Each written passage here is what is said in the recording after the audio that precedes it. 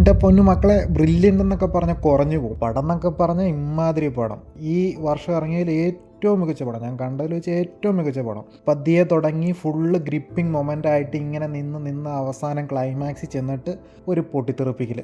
വിഷയം ഒന്നും പറയാനില്ല, കിടിലൻ സാധനം. നമ്മൾ ചില കൊറിയൻ സിനിമയിലും ചില ഇംഗ്ലീഷ് സിനിമയിലൊക്കെ കാണില്ലേ, ക്ലൈമാക്സ് ട്വിസ്റ്റ് അങ്ങ് കാണിച്ച് നമ്മളെ അങ്ങ് ഇല്ലാണ്ടാക്കി കളഞ്ഞു. അതുപോലത്തെ സാധനം. കൂടുതലൊന്നും ആലോചിക്കേണ്ട, പല നെഗറ്റീവ് ഇതിനകത്ത് വരുന്നുണ്ടാവും. അങ്ങനെയാണ് ഇങ്ങനെയാണെന്നൊക്കെ പറഞ്ഞ് അതൊക്കെ 100% ഹെയ്റ്റ് ക്യാമ്പയിനാണ്. ഒന്നും നോക്കണ്ട, കണ്ടോ, അത്രേ ഉള്ളൂ. കിടിലൻ എക്സ്പീരിയൻസ് ആണ് ഈ പടം. കണ്ട് മനസ്സിലാക്കണം. മലയാള സിനിമയുടെ മാറ്റങ്ങളാണ് ഇതൊക്കെ. അപ്പോൾ ഇതൊക്കെ കണ്ട് മനസ്സിലാക്കേണ്ടതാണ്. ഉറപ്പായിട്ടും കാണണം. മസ്റ്റ് വാച്ച് മൂവി എന്ന് തന്നെ ഞാൻ പറയും. അപ്പോൾ ഞാൻ പറഞ്ഞു വരുന്നത് നമ്മുടെ എക്കോ ആ പടത്തിനെ കുറിച്ചാണ്. ഒരുപാട് കാര്യങ്ങൾ, ചോദ്യങ്ങളുണ്ട്.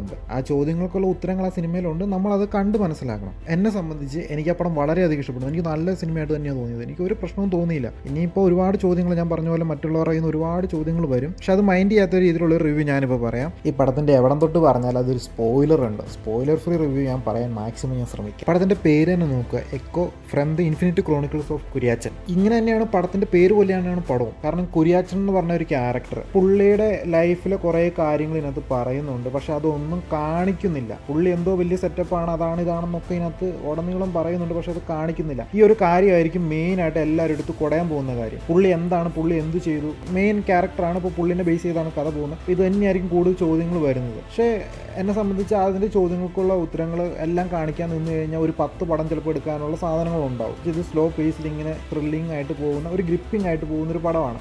അപ്പോൾ അതിലായിട്ട് പിന്നെയും ഇങ്ങനത്തെ കാര്യങ്ങൾ വലിച്ചു കയറ്റും തോറും കാണിക്കേണ്ടെന്നല്ല, പക്ഷെ ഇത് കാണിച്ചില്ലെങ്കിലും അതിൻ്റേതായ ഭംഗി ഇതിനുണ്ട്. സോ അപ്പോൾ പറഞ്ഞു വരുവാണെങ്കിൽ കുര്യാച്ചൻ്റെ ലൈഫിലെ കാര്യമാണ് ഈ പറയുന്നത്. അപ്പോൾ കുര്യാച്ചൻ എങ്ങനെയാണെന്നുള്ളത് നമ്മൾ സിനിമ കാണുമ്പോൾ നമുക്ക് മനസ്സിലാവും. പടം തുടങ്ങി കഴിയുമ്പോൾ നമ്മൾ എക്കോ എന്ന് പറയുന്ന വേരിലോട്ട് എൻ്ററാവും. അപ്പോൾ ആ ഒരു നാട്ടിൻപുറവും കാര്യങ്ങളൊക്കെയാണ്. അപ്പോൾ ആ നാട്ടിൻപുറത്തെ ഒരാൾക്കാരൊക്കെ ആയിട്ട് നമ്മളിങ്ങനെ ആ ഒരു കഥയിലിട്ട് നമ്മൾ ഓട്ടോമാറ്റിക്കലി എൻ്ററാവും. അത്രയ്ക്കും അറ്റാച്ച് ചെയ്തിട്ടാണ് ഈ കഥ പോകുന്നത്. പിന്നെ ഒരു പോയിന്റിൽ എനിക്ക് സംഭവം മനസ്സിലായി, കുര്യാച്ചനെ കുറിച്ച് ഡീറ്റെയിൽ ആയിട്ട് ഇവരൊന്നും പറയില്ല എന്ന് മനസ്സിലായി. കാരണം പടത്തിൻ്റെ റൺ ടൈം കണ്ടപ്പോൾ തന്നെ എനിക്ക് മനസ്സിലായി അധികം ഒന്നും പറയാനുള്ള സാധനമില്ല. അപ്പോൾ എന്തായാലും അധികം ഒന്നും പറയില്ല എന്നുള്ള കാര്യം എനിക്ക് ഓൾറെഡി മനസ്സിലായി. അപ്പോൾ ആ രീതിയിൽ, പക്ഷേ ആ ഒരു ഗ്രിപ്പ് ഉണ്ടല്ലോ, നമ്മളിങ്ങനെ കണ്ടുകൊണ്ടിരിക്കും ഇനി എന്ത് വരും, എങ്ങോട്ട് എത്തിക്കും എന്നുള്ള കാര്യങ്ങളൊക്കെ ഉണ്ടല്ലോ, അതൊക്കെ നല്ല രീതിയിൽ തന്നെ അങ്ങനെ ചെയ്തു പോകുന്നുണ്ട്. പിന്നെ വിഷ്വൽസ് എടുത്ത് പറയേണ്ട ഒരു സാധനമാണ് വിഷ്വൽസ്. ഒരു രക്ഷയില്ല, മൈൻഡ് ബ്ലോയിങ് വിഷ്വൽസ് ആണ് മൊത്തം. ഫുള്ള് പച്ചപ്പും കാര്യങ്ങളും മലയും മലനിരകളും എല്ലാം കൊണ്ടും കണ്ണിന് ഭയങ്കര കുളിർമയാണ്. കോടമഞ്ഞും കാറ്റും, എൻ്റെ പൊന്നൊരു രക്ഷയില്ല.